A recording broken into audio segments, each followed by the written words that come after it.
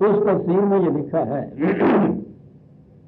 کہ بیت المقدس کی مسجد کے پاس اس دروازے پر پہنچے، مسجد ہے اس کے دروازے ہیں جو ابھی ابھی ان کی تحقیق کے مطابق اور ساری دنیا کی تاریخ کے مطابق سن 70 میں سارا قصہ ہی ختم ہو گیا ہے۔ اس مسجد کے پاس اس دروازے پر پہنچے جسے باب محمد کہا جاتا ہے، تو وہاں ایک پتھر تھا جسے حضرت جبریل نے اپنی انگلی لگائی تو اس میں سوراخ ہو گیا۔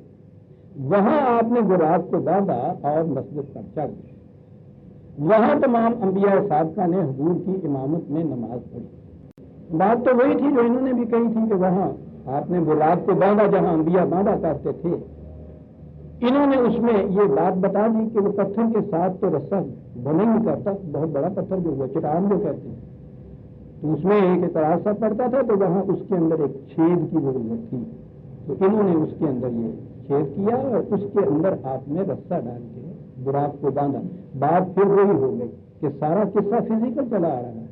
وہ جو خچر جتنا ایک جانور تھا اس کو لے گئے ہیں، اس کے باندھنے کے لیے رسہ ہے، باندھنے کے لیے پھر کوئی جگہ تو پتھر چاہیے، پتھر میں رسہ بند نہیں سکتا، پتھر میں پھر سوراخ ہونا چاہیے، وہ سارا کچھ یہ فزیکل ہو رہا ہے۔ اور یہی چیز ہے، اسے ہیں ہمارے ہاں صحابہ کے زمانے تک تو روایتیں ہیں کہ بعضوں نے اس کو کہا تھا روحانی چیز تھی، بعضوں نے کہا خواب تھا، تو ان کو تو انہوں نے وہیں جھٹک کے رکھ دیا کہ یہ لوگ تو معجزات کے منکر ہیں اور یہ روایتیں بڑی غلط ہیں۔ معتبر ترین ان کے ہاں جو صحیح روایتیں ہیں وہ یوں چلی آ رہی ہیں جس میں پتھر میں چھید بھی کیا گیا اور وہاں ڈالے۔ سوال پیدا ہوا کہ اس واقعہ کی کوئی شہادت بھی مل سکتی ہے کہ حضور وہاں واقعی گئے، فزیکلی وہاں جا کے نماز پڑھی، انبیاء کی امامت کرائی۔ تفسیر ابن کثیر میں یہ کہا گیا ہے، یہ سند سن لیجیے، کہ جب ابو سفیان ہرقل کے پاس گیا، ابو سفیان ابھی مسلمان نہیں ہوا تھا، وہ رسول اللہ صلی اللہ علیہ وسلم اور مسلمانوں کے خلاف مدد مانگنے کے لیے عیسائیوں کے اس بادشاہ کے پاس گیا تھا جو بازنطینی رومن امپائر کا جو بازنطینی حصہ ہے اس کا یہ سربراہ تھا، ہرقلس یا ہرقل جسے کہا جاتا ہے۔ یہ اس کے ہاں گیا تھا ابو سفیان مسلمانوں کے خلاف مدد مانگنے کے لیے، یہ کہہ کے کہ یہ لوگ تمہارے پیغمبر کی بھی توہین کرتے ہیں معاذ اللہ۔ بہرحال اس لیے وہاں گیا تھا، تو ابو سفیان نے رسول اللہ کے خلاف جو باتیں کہی تھیں تو اس نے یہ کہا، یہ ابن کثیر کی روایت، اس نے کہا کہ بادشاہ سلامت سنیے، میں ایک واقعہ بیان کروں جس سے آپ پر یہ بات کھل جائے گی کہ محمد صلی اللہ علیہ وسلم معاذ اللہ بڑے جھوٹے آدمی ہیں۔ ایک دن وہ کہنے لگا، یعنی ابو سفیان نے ہرقل سے یہ روایت بات کی ہے، محمد صلی اللہ علیہ وسلم کہنے لگا کہ اس رات وہ مکے سے چلا اور آپ کی اس مسجد میں یعنی بیت المقدس کی مسجد قدس میں آیا اور پھر واپس صبح سے پہلے مکہ پہنچ گیا۔ تو اس نے یہ کہا کہ یہ اس قسم کی جھوٹی باتیں یہ شخص معاذ اللہ کرتا رہتا ہے جو نبوت کا دعویٰ کر رہا ہے۔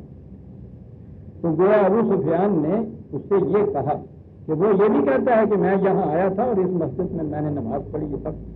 یہ بات سنتے ہی بیت المقدس کا لاٹ پادری جو شاہ روم کی اس مجلس میں اس کے پاس بڑی عزت سے بیٹھا تھا، میں نے عرض کیا ہے نا کہ انہی رومیوں نے یہ سارا یہودیوں کے مال سارے تباہ کیے، مسمار کیے، کھنڈرات میں تعمیر کر دیے۔ اس کے بادشاہ کے پاس وہ لاٹ پادری جو تھا وہ بیٹھا تھا، انہیں یہ بھی معلوم نہیں کہ یہ پادری جو ہیں یہ عیسائیوں کے ہوتے، بہرحال یہودی بھی اگر تھا تو وہاں بیٹھا تھا، سنیے بڑی عزت سے بیٹھا تھا، یہودیوں کا لاٹ پادری عیسائیوں کے بادشاہ ہرقل کے پاس عزت سے بیٹھا تھا۔ اس قدر ان دونوں میں بغض، عداوت اور نفرت چلی آ رہی تھی، یہ تو یہودی کے سائق تک تو نہیں برداشت کر سکتے تھے۔ بہرحال وہ بیٹھا تھا، فوراً ہی بول اٹھا کہ یہ بات بالکل سچ ہے۔ یہ سند ملاحظہ فرمائیے، ہماری کتب تفاسیر میں یہ سب سے مثبت ترین سند ہے کہ اس لاٹ پادری نے بادشاہ سے کہا یہ سچ ہے، مجھے اس رات کا علم ہے۔ کیسر نے تعجب انگیز نظروں سے اس کی طرف دیکھا اور ادب سے پوچھا کہ جناب کو کیسے معلوم ہے؟ اس نے کہا سنی، میری عادت تھی اور یہ کام میں نے اپنے متعلق کر رکھا تھا کہ جب تک مسجد شریف کے تمام دروازے اپنے ہاتھ سے بند نہ کر لوں سوتا نہ تھا۔ آخر میں دروازے میں بند کیا کرتا، مسجد نظر آ گئی نا، فزیکل ماسک، اس کے دروازے ہیں، مسجد ہے۔ اس رات میں دروازے بند کرنے کو کھڑا ہوا सब दरवाजे अच्छी तरह बंद कर दिए, लेकिन एक दरवाजा मुझसे बंद ना हो सका। मैंने हर चंद जोर लगाया, लेकिन किवाड़ अपनी जगह से सरका भी नहीं। मैंने उसी वक्त अपने आदमियों को आवाज दी, वो आए। हमने मिलकर ताकत लगाई, लेकिन सब के सब नाकाम रहे। बस ये मालूम हो रहा था गोया हम किसी पहाड़ को उसकी जगह से सरकाना चाहते हैं। अपनी मस्जिद के दरवाजे को बंद कर रहे थे, लेकिन वो तुझ का तक नहीं, हिला भी नहीं। मैंने बढ़ाई बुलाए, उन्होंने देखा भाला, तरकीबें की, कोशिशें की, लेकिन वो भी हार गए और कहने लगे कि सुबह का रखिए। चुनाचे वो दरवाजा उस शब्द को यूं ही खुला रहा, दोनों किवाड़ यूं ही खुले रहे।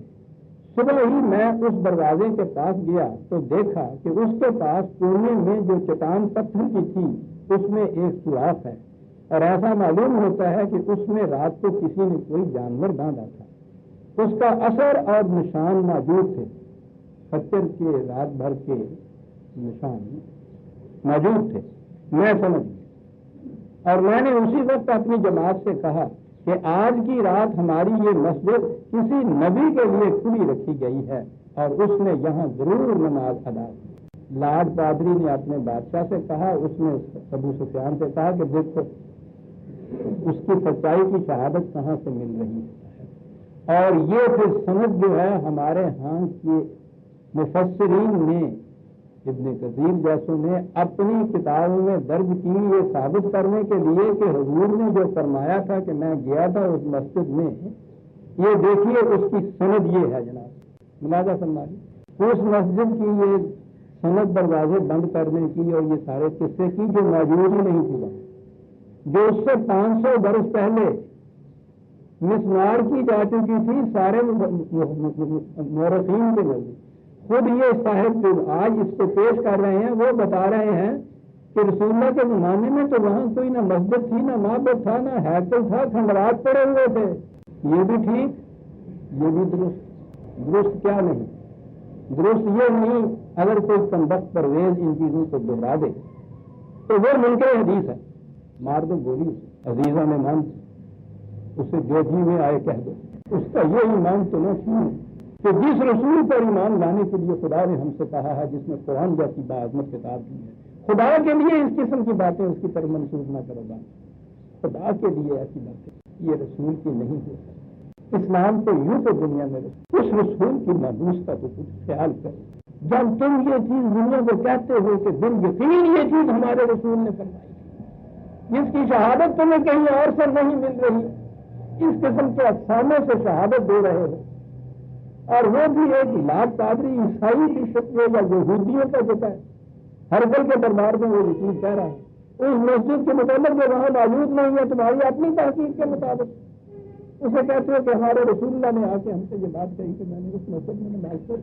ये जुर्म है अजीजा ने परवेज, अगर यही जुर्म है कि मैं तहफ़्फ़ुज़ नामूस रसालत में ये बात कहता हूँ, मुझे इस जुर्म का 1000 बार इकरार है। मुझे तो खुदा के हुजूर जाके इसका जवाब देंगे, मुझे तो मेरे ईमान के मुताबिक अपने रसूल का वहाँ सामना करना, मुझे हुजूर का सामना करना, मुझे इसकी क्या परवाह है।